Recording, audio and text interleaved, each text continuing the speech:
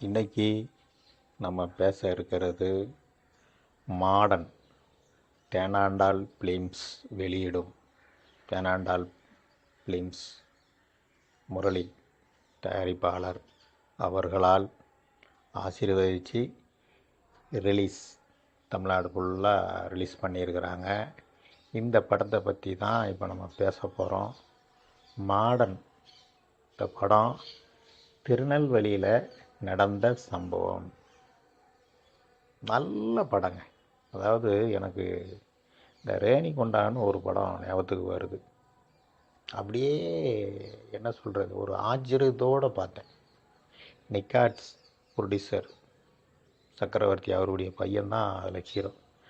அதுக்கப்புறம் ஒரு படம் நடித்தார். அப்புறம் அவர் ஆளை காணும். ஆனால் படம் சூப்பர் படம். ரேணிகொண்டா கேமரா கதை அதே மாதிரி தான்.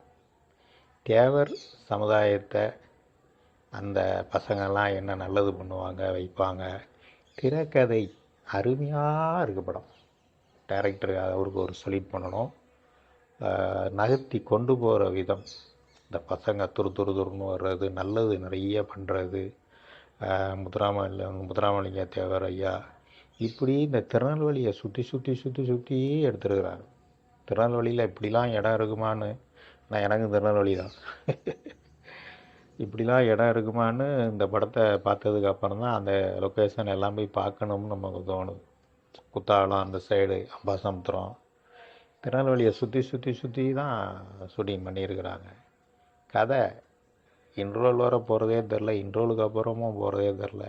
இன்னும் ஒரு சின்ன உதாரணம் வந்து தேனாண்டாள் ஃபிலிம்ஸ் இருக்குது பாருங்கள் சார். அவங்க வந்து நல்ல படங்கள், இப்போ ரெட்ஜெயின் எப்படி அவங்க ரிலீஸ் பண்ணாலே படம் நல்லாயிருக்கும். அதாவது 100ல் 1 2 வேணால் அப்படி கொஞ்சம் உட்காரமாக இருக்கும். ஆனால் தேனாண்டாளை பொறுத்தவரை அப்படி கிடையாது. அவங்க எடுத்தால் 100க்கு 100 ஹிட்டு. தைரியமாக தேனாண்டாள்னு ஒரு பேர் வந்தாலே நீங்கள் தைரியமாக போய் உட்காரலாம்.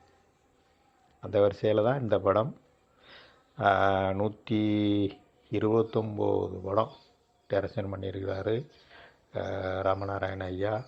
புலிக்கு பிறந்தது பூனை ஆகுமா, அவருடைய பையன்தான் முரளி சார். தயாரிப்பு சங்கம் தலைவர், 2 ட்ரிபிள் வச்சு தலைவராக இருக்கிறாரு.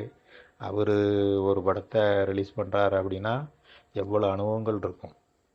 அதனால் படம் மாடன் அருமையான படம். கதை வித்தியாசமான கதைங்கள், ஸ்பீடு, போர் அடிக்கவே எந்த இடத்துலையாவது லாக் ஆகும்னு பார்த்தா ரேணிகொண்ட அளவுக்கு இருக்குது. அதோடு நல்லா இருக்குன்னு நான் சொல்ல மாட்டேன். அந்த அளவுக்கு திரைக்கதை அமைச்சிருக்கிறாரு டைரக்டரு. இந்த மாடன் டீமு, கேமராமேன், மியூசிக் டைரக்டரு, அதில் உழைச்ச டெக்னீஷியன் எல்லாருக்கும் ஃபயர் டிவி மூலியமாக ஒரு பெரிய ஒரு நன்றியை நான் தெரிவிக்கிறேன். இந்த மாதிரி படங்கள் தாங்க ஆடியன்ஸ் எதிர்பார்க்குறாங்க.